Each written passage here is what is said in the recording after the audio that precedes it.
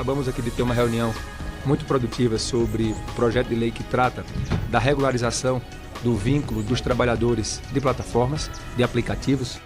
A proposta de regulamentação dos motoristas por aplicativos sofreu uma mudança importante. O valor mínimo de corrida, que seria de R$ 8,50, foi retirado do relatório. Mas essa mudança acontece justamente no momento em que cresce a pressão política para votar a regulamentação até abril. E essa pressa levanta uma pergunta inevitável. O projeto que está avançando em Brasília realmente resolve os problemas das tarifas dos motoristas ou apenas cria uma regulamentação que interessa mais ao governo e às plataformas? Nos últimos dias, uma reunião na Câmara dos Deputados reuniu ministros, parlamentares e o relator da proposta. E o que foi dito ali revela que a disputa pela regulamentação dos aplicativos entrou numa nova fase.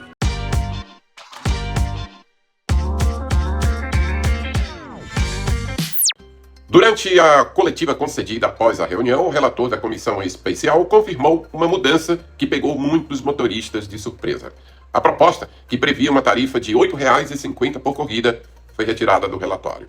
A questão do valor mínimo para motoristas, por exemplo. Isso era um valor que estava incluído no projeto, que iria inviabilizar em muito, por exemplo, 25% das corridas que existem no Brasil, elas são cobradas menos de R$ 8,50. E na nossa proposta estava isso. Então a gente já entendeu de que isso era uma matéria que poderia ser retirada do texto e só ficaria o problema com os entregadores. Então o valor mínimo foi retirado do texto? Para motoristas. Foi retirado. Então não terá um valor mínimo já nas corridas. Para motoristas. Esse valor vinha sendo defendido por parte da categoria como uma forma de evitar corridas extremamente baratas. Corridas que, muitas vezes, não cobrem combustível, manutenção e desgaste do veículo. Sem esse mecanismo, o projeto perde uma das poucas medidas que poderiam influenciar diretamente a estrutura das tarifas. E isso levanta uma dúvida importante. Se não haverá tarifa mínima, o que exatamente muda para o motorista? A nossa questão, por nós, a gente quer colocar o máximo de ganho para o trabalhador. Mas é importante se dizer que, por exemplo, R$10 em São Paulo, ou no Rio, ou em Brasília, não é igual a R$10 em Pernambuco, no interior de Pernambuco, onde um ticket, por exemplo, de um lanche é muito inferior do que aqui. Isso pode inviabilizar esse serviço na ponta. Então essa é a nossa preocupação. Querer trazer o ganho para o trabalhador, essa é a nossa intenção, e tenho certeza de toda a maioria da Câmara dos Deputados. A gente só precisa ver até que ponto nós não vamos inviabilizar os serviços em cidades menores, pois moramos num país continental com diferenças enormes de rendas e de condições financeiras. Para entender o que está acontecendo agora, é preciso voltar a 2024. Naquele momento, o governo tentou aprovar rapidamente um projeto de regulamentação, mas houve uma reação muito forte da categoria. Motoristas em todo o Brasil começaram a pressionar deputados, participar de debates e mobilizar parlamentares. O resultado foi que a votação acabou não acontecendo. Uma clara derrota do governo. Depois disso, o então presidente da Câmara decidiu criar uma comissão especial para discutir o tema de forma mais ampla. Essa comissão passou a analisar o projeto de lei 152, que reúne diversas propostas de regulamentação apresentadas ao longo dos últimos anos.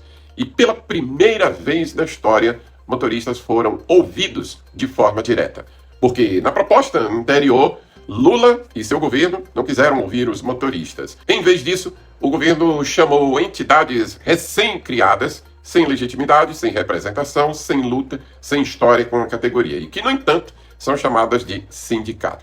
E foram essas pseudo-entidades representativas que sentaram com o governo e com a Uber e elaboraram aquele Frankenstein que a gente conseguiu derrotar na Câmara dos Deputados. O relator dessa comissão é o deputado Augusto Coutinho. No início das discussões, muitos motoristas criticavam a postura do parlamentar, considerada distante das demandas da categoria. Mas ao longo das audiências públicas e encontros realizados em várias cidades do país, a postura dele começou a mudar. Depois de ouvir trabalhadores do setor e não os sindicatos, o relator passou a defender algumas medidas voltadas aos motoristas. Entre elas, um limite para a taxa cobrada pelas plataformas, e isso é muito importante. Uma das poucas mudanças concretas que apareceram no relatório foi a criação de um teto para a comissão das plataformas. O texto estabelece que Uber e 99, mas principalmente a Uber, não podem cobrar mais do que 30% do valor da corrida. Hoje, motoristas de todo o Brasil são testemunhas de que a Uber cobra, em muitos casos, mais de 50% por viagem. Por isso, essa limitação foi vista por parte da categoria como um avanço significativo. Mas, mesmo assim, muitos motoristas dizem que o relatório ainda está longe de resolver o principal problema da atividade, que é as tarifas. Nos últimos 10 anos, os custos da atividade aumentaram significativamente. Combustível, manutenção, seguro, desgaste do veículo. Enquanto isso, o valor médio das corridas ficou estagnado ou caiu. Por isso, grande parte esperava que a regulamentação trouxesse mecanismos mais claros para corrigir essa distorção, o que não aconteceu. Até agora, o relatório não apresenta medidas estruturais nesse sentido. Mas enquanto a comissão realizava audiências e debates com motoristas Brasil afora, um movimento político começou a ganhar força em Brasília. Integrantes do governo passaram a defender que a regulamentação fosse votada o mais rápido possível. Ministros como Luiz Marinho voltaram a falar publicamente sobre a necessidade de avançar com o projeto, num claro movimento de pressão sobre o presidente da Câmara, Hugo Mota. A nossa ideia é que essas negociações avancem até o final do mês de março, para que possamos aí levar ao plenário. O nosso intuito, enquanto presidente da Câmara, é garantir que o parlamento cumpra o seu papel de legislar, de poder decidir sobre as leis do nosso país, e aqui na Câmara dos Deputados nós vamos trabalhar com os demais líderes partidários para garantir esse bom andamento e, quem sabe, a aprovação dessa matéria até o início do próximo mês. Pois não. Isso. Ela está na comissão especial, deve ser analisada e votada na comissão especial e posteriormente levaremos ao plenário. Em abril. Vamos tentar o quanto antes. Eu trabalho com esse calendário do mês de março para que até, no máximo, início de abril, consigamos votar. No plenário. No plenário. E nos bastidores existe uma disputa clara. A questão é quem vai aparecer como responsável pela regulamentação dos aplicativos no Brasil. O governo? O Congresso? Ou os grupos que participaram das negociações? Porque é claro que Lula quer ostentar isso na eleição desse ano. Quer estufar o peito e dizer: nós regularizamos o trabalho de motoristas por aplicativos. Só que ele sabe que esse movimento que está acontecendo de pressão política para regulamentar é fruto da percepção de que entre os motoristas há muitos, mas muitos mesmo, a maioria é antipetista, não é simpático a Lula. Ele tenta avançar nesse terreno para acolher os louros políticos. Eu te pergunto uma coisa. Você acredita que com essa regulamentação os motoristas se aproximam, veem o governo com mais simpatia? Ou, independente do que seja aprovado no Congresso e sancionado pelo presidente, nada vai mudar dos motoristas para o governo? Como sempre, de maneira inteligente, eu convido você a emitir a sua opinião nos comentários logo abaixo.